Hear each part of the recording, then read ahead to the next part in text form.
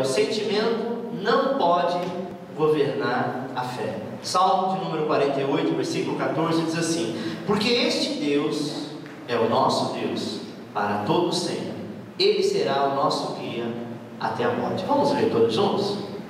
Porque este Deus é o nosso Deus para todo sempre, Ele será o nosso guia até a morte.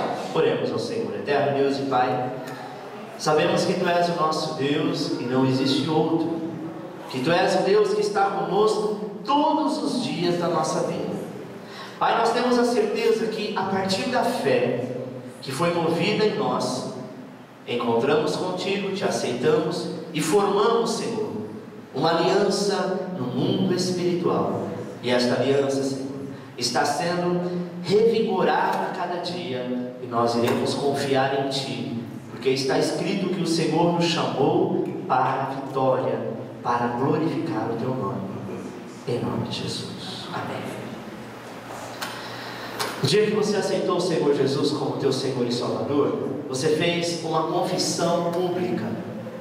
Normalmente, quando a pessoa aceita Jesus, ela é chamada para fazer uma confissão.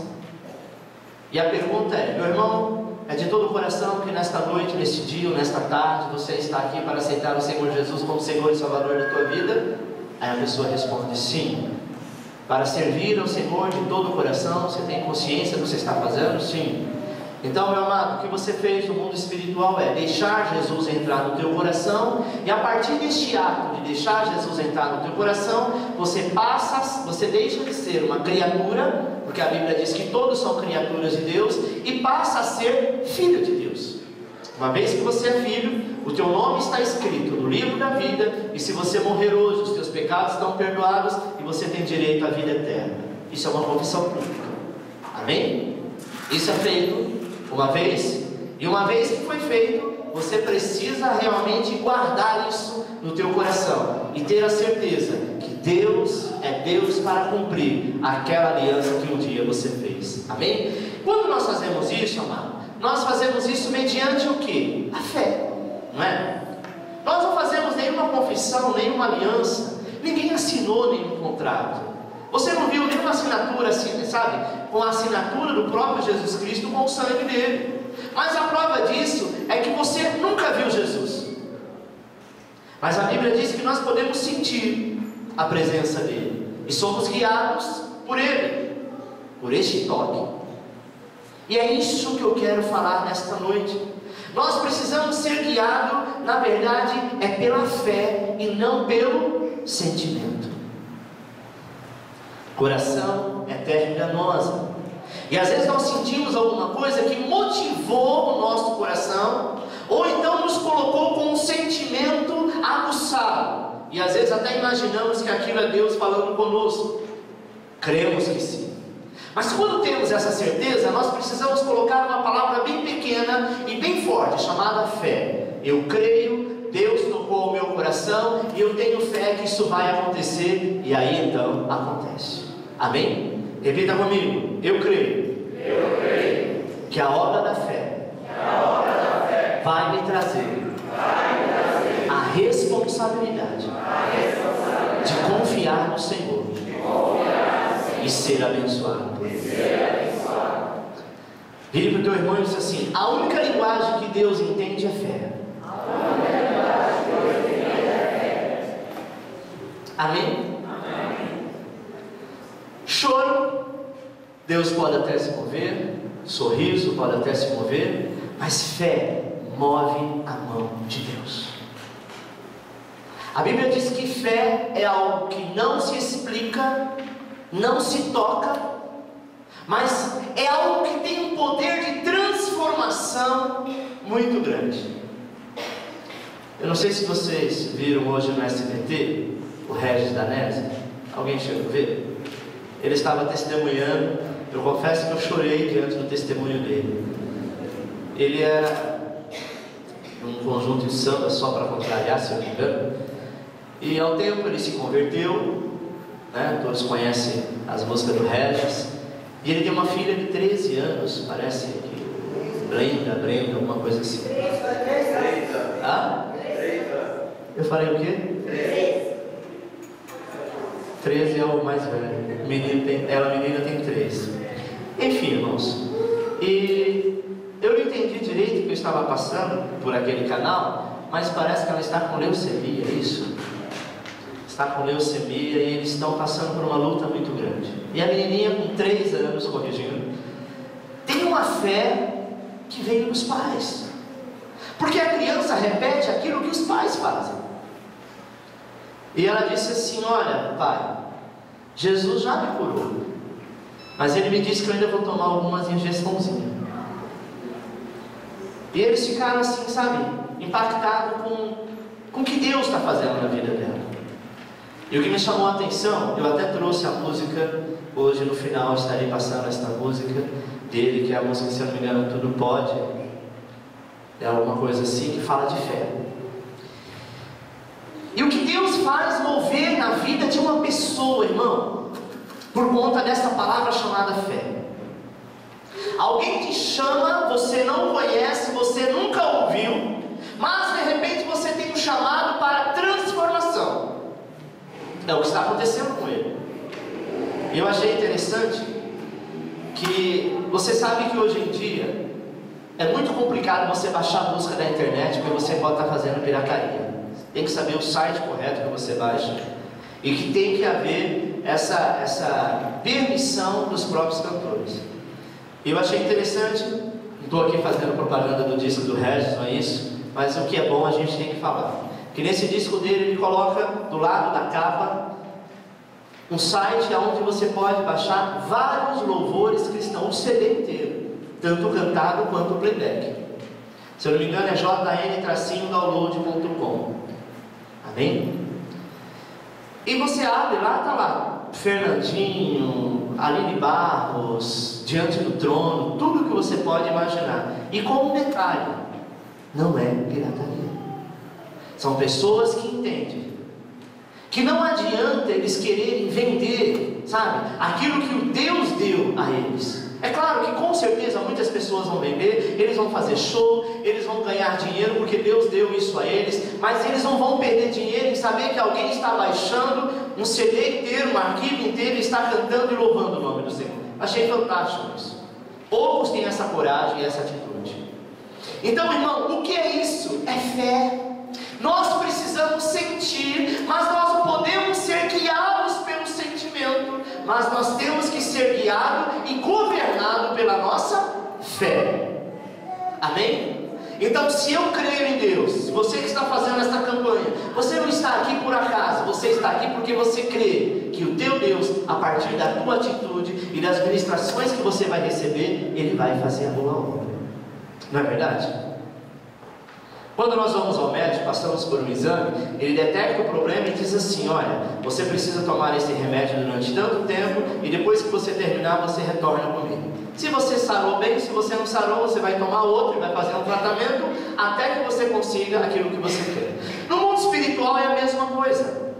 Quando nós vamos à igreja, nós conhecemos o nosso Deus, de repente ao longo da nossa vida é detectado alguns problemas, e nós precisamos colocar esses problemas diante do Senhor. E através das campanhas, é através dos louvores, da adoração, da busca da oração, é que Deus começa a fazer a obra. Amém? Primeiro, síndrome da primeira impressão. É muito fácil, meu irmão, você seguir aquilo que você vê, sabe? O difícil é você seguir aquilo que você não vê. Jesus, quando estava com seus discípulos, ele disse assim: bem-aventurados são aqueles que lá na frente não me conhecerão, nunca me viram, nunca andaram comigo, mas vão crer em mim. Porque aqueles que estavam com ele, para crer nele, ele precisava fazer milagres miraculosos. Bem-aventurado é você, meu irmão, que mesmo quando você cai, você pede perdão para aquele que você não vê, a fé que você tem nele, ele é fiel e justo para te abençoar, fiel e justo para te perdoar e para conceder o desejo do teu coração. Bem-aventurados somos nós que nunca andamos com Jesus, que nunca abraçamos Jesus, que nunca tocamos na sua face, mas pelo fato de você crer, você alcança. E uma coisa nós temos certeza: a fé contraria a ciência. Amém? A ciência diz que não, e a fé diz que sim. A Bíblia fala de dois homens, um de fé e outro de sentimento. Falava de Abraão e de Ló. Abraão era um homem de fé e Ló o homem de sentimento, sabe? Ló, movido pelo seu sentimento, ele escolhe as Campinas Grandes e vai morar em Sodoma e Gomorra. Abraão, por fé, ele olha para toda aquela terra seca e diz assim: não importa. Para quem não entende essa história, deixa eu te explicar. Era tio e sobrinho, e eles estavam juntos. E Deus começou a abençoar, e eles tinham gado, eles tinham os animais, e começou a crescer e a prosperar, a ponto dos pastores deles, que cuidavam das ovelhas, que cuidavam dos animais, começaram a brigar. Por que começaram a brigar? Porque naquela época era assim, não sei se você já ouviu falar de você cuida de alguma coisa, de uma terra por ameia. Ameia é o seguinte: você planta, você colhe, você limpa, você faz tudo, a terra é minha. Só que o que der, metade é meu, metade é seu. Isso chama de ameia. Então eles tinham os pastores que cuidavam das suas ovelhas, tanto Ló como Abraão. E eles começaram a brigar porque a terra começou a produzir demais, os animais se multiplicarem, e a ponto deles dizer: não, isso aqui é filhote da minha ovelha, filhote dos meus animais. E começaram a ter briga. Abraão disse assim: aonde tem bênção de Deus não pode ter briga e não pode ter disputa. Vamos fazer o seguinte, vamos nos separar, a terra é grande.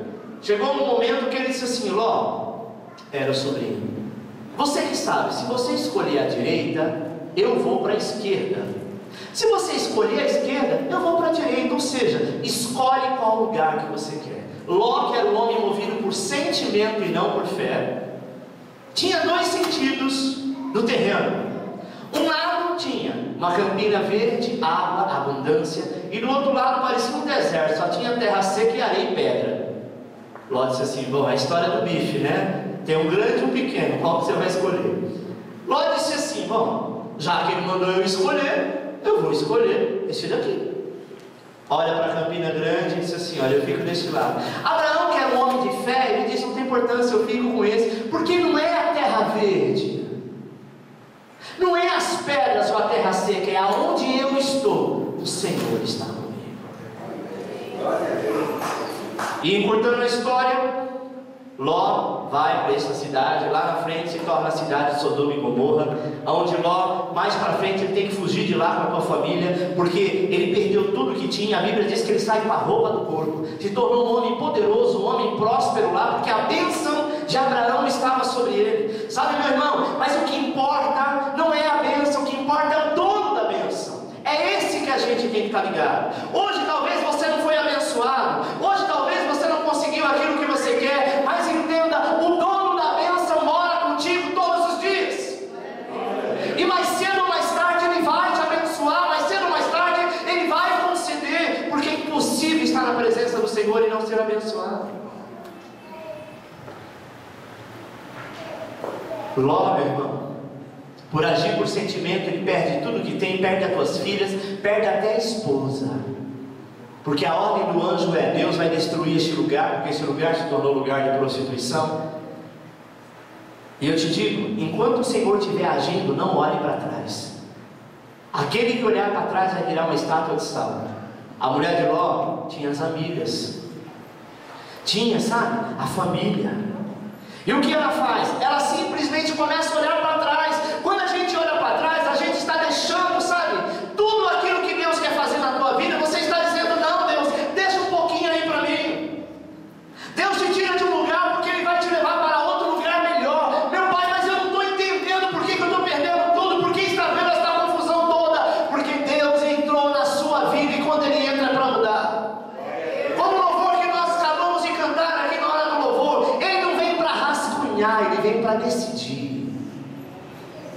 E sabe o que Ele faz com o diário da tua vida? Rasga e joga fora, porque Ele vai escrever outro. E agora é um diário de um vencedor. Sabe, irmão, nós precisamos andar por fé. O apóstolo Paulo fala sobre isso em 2 Coríntios 5:7. Andamos por fé e não por vista. Tem gente que anda segundo aquilo que ele está vendo. Tem gente que age segundo aquilo que é sua emoção. É a mesma coisa das pessoas que pensam assim: não, eu só acredito se eu ver. Você não precisa acreditar, você já viu. Fé é quando você não viu, quando você não tem, sabe, perspectiva alguma e você acredita que aquilo já aconteceu. 2. O sentimento não pode governar a fé. Ter sentimento de boa intenção não resolve nada. Está cheio de gente com muita boa intenção, mas tem um ditado que diz que de boa intenção o inferno está cheio. Ou você tem fé, ou você não tem. Ou você age por fé, ou você não age. É claro que às vezes, pela atitude de fé que você tomou, vai trazer algumas consequências disso. Sabe? Você teve fé para comprar alguma coisa, de repente você vai passar apertado alguns dias, mas faz parte do negócio. Quantas vezes, às vezes, a gente passa apertado e não constituiu nada, mas o Senhor diz: vá, porque eu sou contigo. Talvez você vai se apertar aqui, sabe, se apurar ali, mas Deus está completando uma obra. Sentimento do homem, meu irmão, é enganoso. E muitos não recebem o milagre, porque na hora de usar a fé, usa o sentimento. Fé é inexplicável. Ou você tem, ou você não tem. E Jesus, ele fala de fé de uma maneira tão bacana, que ele diz assim que a fé é menor do que, é como um grão de mostarda, que é o menor grão existente. Ele diz: se você tiver uma fé do tamanho de um grão de mostarda, que é algo muito pequeno, você vai olhar para essa montanha aqui e vai dizer: montanha, lança-te no mar, e ela vai lançar. É claro que ele faz essa colocação para dizer que fé não tem tamanho. Sabe? Tem gente que diz: não, pastor, você fala isso porque a tua fé talvez seja do tamanho do grão de feijão. A minha não é nem do grão de mostarda. Não tem tamanho para fé. Fé é atitude. Eu disse para um jovem essa semana a seguinte palavra. Ele disse assim: mas não é bem assim, as coisas é difícil. Eu disse: olha, nada é difícil quando tem o querer. Ele disse: como assim? Eu disse: tudo na vida você tem que querer. A partir do momento que você diz eu quero, você deu o primeiro passo de fé. Quando você declarou no teu coração que aquilo que você quer, automaticamente você coloca todos os seus neurônios, você coloca toda a sua atitude, todo o teu ser, toda a tua fé em função daquilo que você quer. E quando você realmente quer, e Deus tem bênção para a tua vida, é a partir do teu querer que vem a existência. Sabe, irmão? Quantos testemunhos a gente não ouve dizendo: olha, não tinha nada, eu não sei, Deus moveu daqui, Deus moveu dali, Deus moveu de lá e aconteceu. Quando a gente não quer, Deus não faz. Porque Deus não vai derramar a glória dele para você dizer: não, Senhor, deu o que eu quis, que eu não queria. Deus não vai ouvir isso da sua boca. Mas quando você quer, Ele está pronto para te abençoar. Sabe? Seu pensamento errado, às vezes, por muitas vezes, afasta do melhor de Deus. Jesus, quando ele chegava diante do enfermo, ele sabia que o enfermo estava enfermo, não sabia? Mas qual a pergunta que ele fazia? O que queres que eu te faça? Ele diz assim: você quer ser curado? Você quer que eu faça alguma coisa? Por que Jesus pergunta isso? Porque tem gente que diz: não, isso aqui é meu destino, é meu karma. Tá bom assim, sabe? Essa dorzinha aqui não está me incomodando. Tá bom, enquanto estiver dando para mim andar, eu vou levando. Tomo um anador ali, tomo um dipirona lá e vou levando. Não quero cura, porque imagina que aquilo é normal. Mas quando você diz: Senhor, eu não aceito, eu sei que eu não sou digno, eu não mereço, mas eu não aceito, Deus começa a mudar a sua história. Amém, meu irmão? Se você mudar, talvez o seu modo de pensar, Deus mudará a história da sua vida. 3 exemplos bíblicos. A primeira que eu quero falar é da viúva de Sarepta. 1 Reis 17:10. Traze-me, peço-te um vaso, um pouco d'água para eu beber. Quando ela ia buscá-la, ele chamou, ele disse: traze-me também um bocado de pão contigo. Ela, porém, respondeu: vive o Senhor teu Deus, que não tenho nem um bolo, senão somente um punhado de farinha na vasilha e um pouco de azeite na botija. E eis que estou apanhando os 2 gravetos para ir prepará-lo para mim e para meu filho, a fim de que comamos e morramos. Ao que lhe disse Elias: não temas, vai, faze como disseste, porém, faze disso primeiro para mim um bolo pequeno, e traze-me aqui, depois o fará para ti e para teu filho. Preste atenção, quando Deus quer abençoar alguém, o que Deus faz? Deus nunca vai pedir uma oferta para quem tem sobrando, porque a Bíblia diz que a oferta gera bênção, a oferta libera no mundo espiritual aquilo que a pessoa precisa. E se você vê em todos os fatores bíblicos, você vai ver Deus pedindo para quem não tem.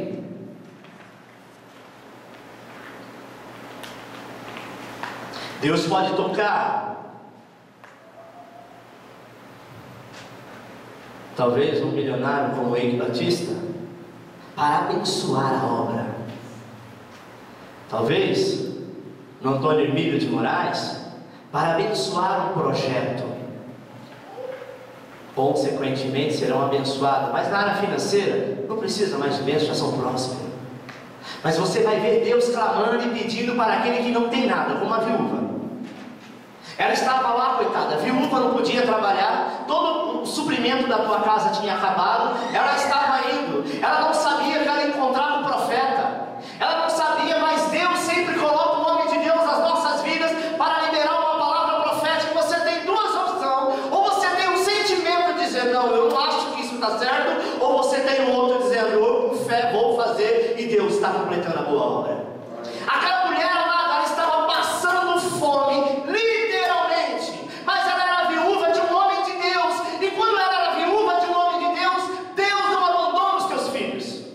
A Bíblia diz que ela estava lá procurando alguns gravetos para fazer uma fogueira, para colocar no forno. Ela tinha o que? Farinha e azeite.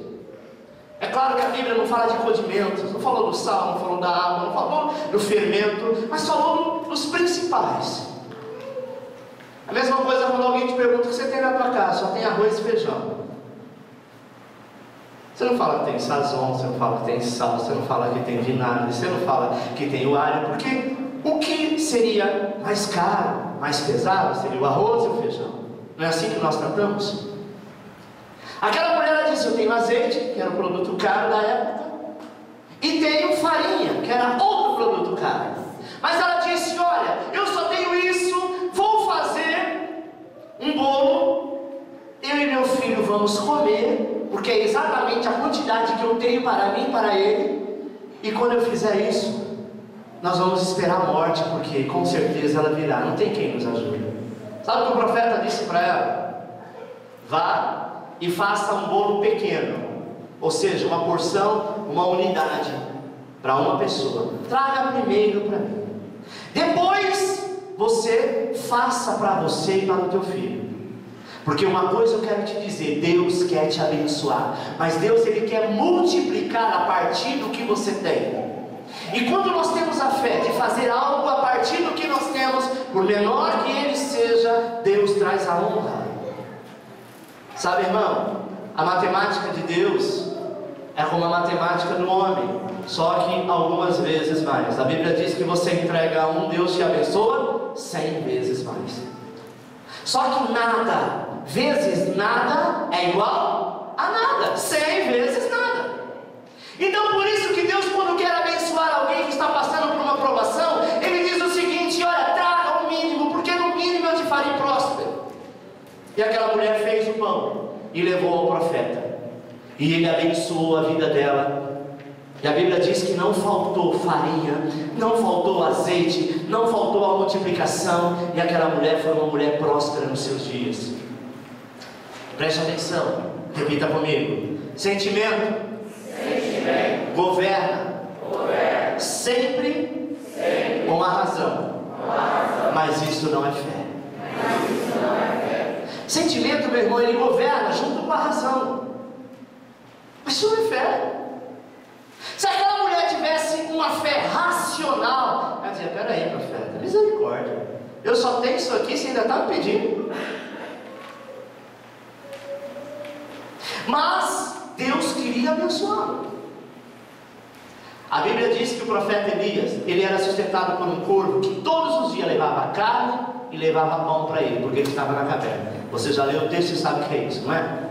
Quando o Senhor diz para ele sair de lá, o Senhor diz assim: saia, vai para uma cidade chamada Sarepta, e lá eu vou levantar uma viúva que vai te sustentar.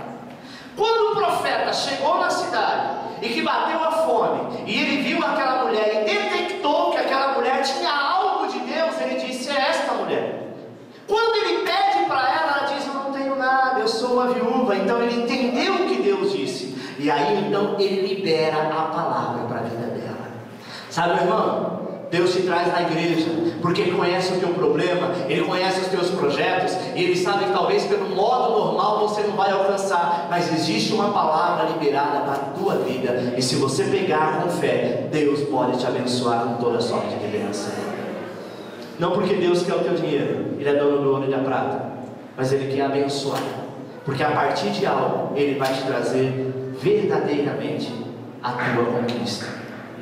No momento mais crucial de sua vida, a fé governou o seu sentimento e o milagre aconteceu. Ela podia dizer o quê? Ela era obrigada a fazer? Só porque ele era profeta? Ela podia dizer: não, não vou fazer.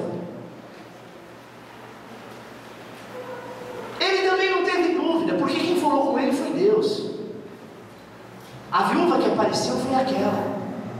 E ele sabia: é esta mulher que eu preciso liberar a bênção. Sabe, meu irmão, você pode ter passado um ano de perrengue, mas Deus quer mudar a sua história. Segundo exemplo, o jovem rico. Mateus 19:16 diz assim: eis que se aproximou dele um jovem e lhe disse: mestre, que bem farei para conseguir a vida eterna? Honra teu pai e tua mãe, amarás o teu próximo como a ti mesmo. Disse-lhe o jovem: tudo isso tenho guardado, o que me falta ainda? Disse-lhe Jesus: se queres ser perfeito, vai, vende tudo o que tens e dá aos pobres, e terá um tesouro no céu. Primeiro ponto que nós falamos foi de fé. Esse segundo ponto que nós estamos falando, nós vamos falar de sentimento.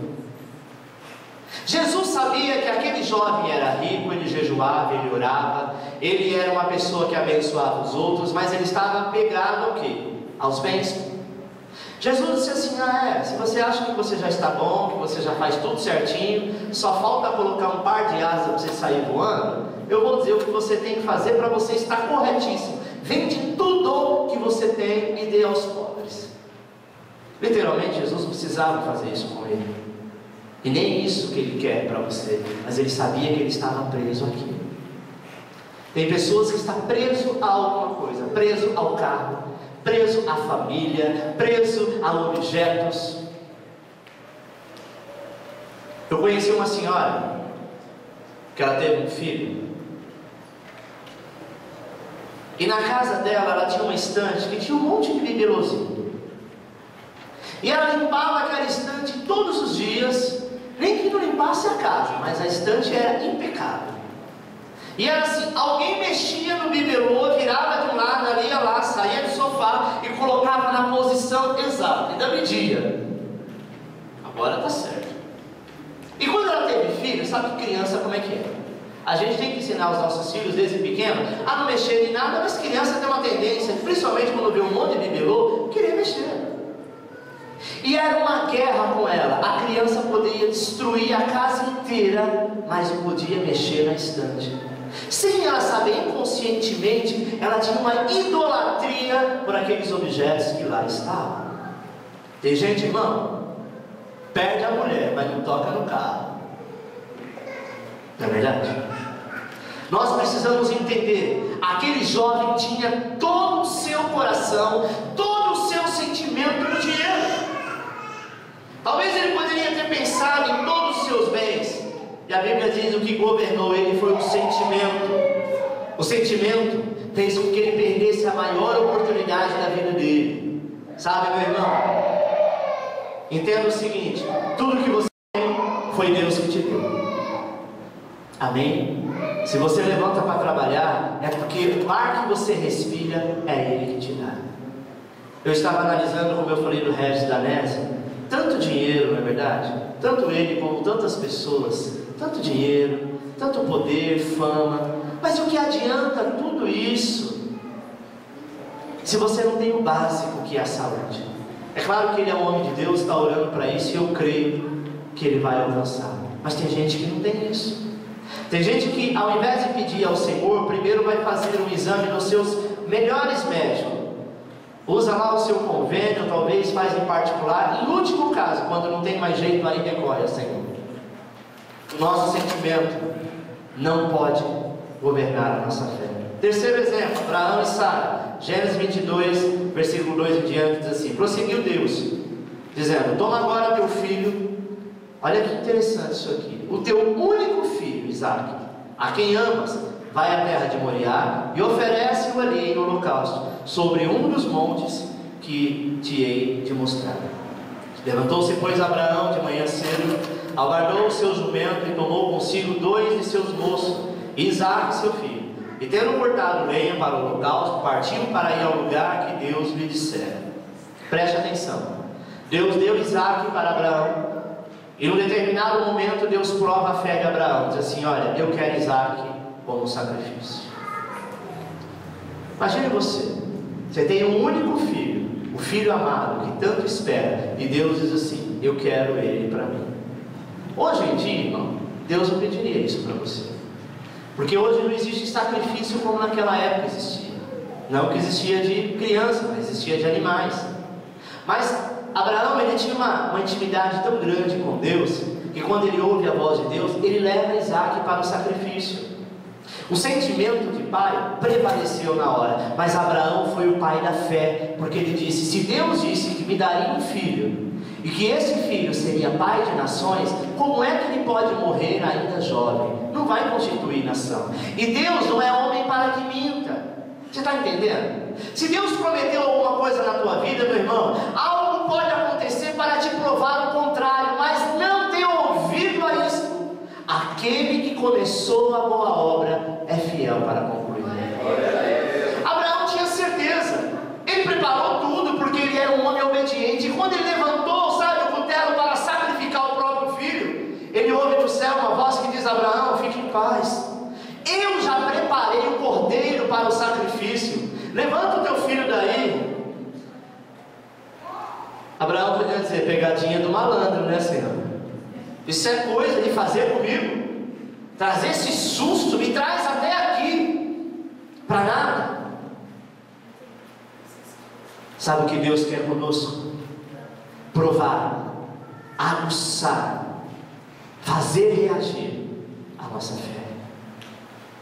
É como os músculos do corpo. Quanto mais peso e exercício você fizer, eles vão estar sempre prontos para trabalho. Mas se você encostá-lo, ele vai atrofiar. A fé é exatamente isso. Tem crente que Deus precisa chacoalhar, meu irmão, sabe? Te chacoalhar, para que esta fé pudesse mover. A Bíblia diz que Abraão sai e ele não conta nada para Sara. Por quê? Porque Sara iria usar de sentimento de mãe, que é natural, iria impedir o que Deus queria fazer na vida de Abraão. Eu quero falar com os homens nesta noite. Nem tudo se fala para a esposa. Esposa, nem tudo se fala para o marido. Principalmente quando é atitude de fé. Não entenda mal, entenda por outro lado. Às vezes o teu marido, a tua esposa, não está na mesma fé. Faça você, se você perceber que não está na mesma fé. Porque às vezes Deus está te usando para abençoar a ela que está caída, que está prostrada, ou ele. Se Sara soubesse naquele momento, amado, seu único filho que ela esperou tanto, um filho que veio na velhice, aquela mãe iria agarrar o menino dizendo: não, eu te mato, Abraão, mas nele você não toca. A mãe ia ser como uma leoa nesta hora. Abraão sai de fininho. Talvez Sara perguntou: para onde você vai? Nós vamos sacrificar ao Senhor. Era normal, ele era jovem, sabe? Ele já estava participando como pai. Mal sabia ela, mas ele tinha uma certeza, uma fé tão consistente no Senhor, que quando Deus vai fazer alguma coisa, ele termina. Deus não muda de ideia no meio do caminho. Se Deus te trouxe até aqui, se te salvou, Deus não quer te lançar no inferno em hipótese alguma.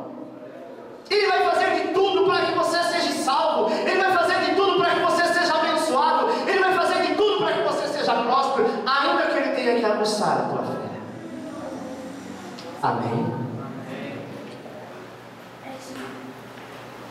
Deus pediu Isaac, meu irmão, como sacrifício para Abraão, porque Isaac era o sentimento mais forte da vida de Abraão. Pastor, Deus pode me dar uma casa? Pode. Deus pode me dar um avião? Pode. Deus pode me dar qualquer coisa? Pode. Como eu posso ter certeza? Eu te explico. Desde que aquilo que você vai receber de Deus, você tenha a condição de devolver para Ele. Como assim, pastor? Não estou entendendo. Abraão recebeu um filho na sua velhice. E quando Deus disse, traga ele para mim, ele, sem cogitar nada, levou o seu filho. Porque ele não era preso a nada. O dia que Deus te der um carro, e este carro começar a te impedir de vir para a igreja, começar a te impedir de abençoar outras pessoas, Deus permite que este mesmo seja retirado. Porque Deus quer te dar alguma coisa para acrescentar, não para ser o Deus da tua vida. O dia que o teu filho for o Deus da tua vida, Deus pode até recolhê-lo. O dia que a tua casa for o Deus da tua vida, Deus permite que você passe por ruínas. É claro que Ele não vai esperar isso, Ele vai fazer de tudo para que você abra os olhos e veja. Acima de todas as coisas, Deus está conosco. Amém? Sabe, irmão, Deus impediu Isaac como sacrifício para Abraão, pediu Isaac como sacrifício para Abraão, porque Isaac, como eu disse, era o sentimento mais forte, era a aliança mais forte.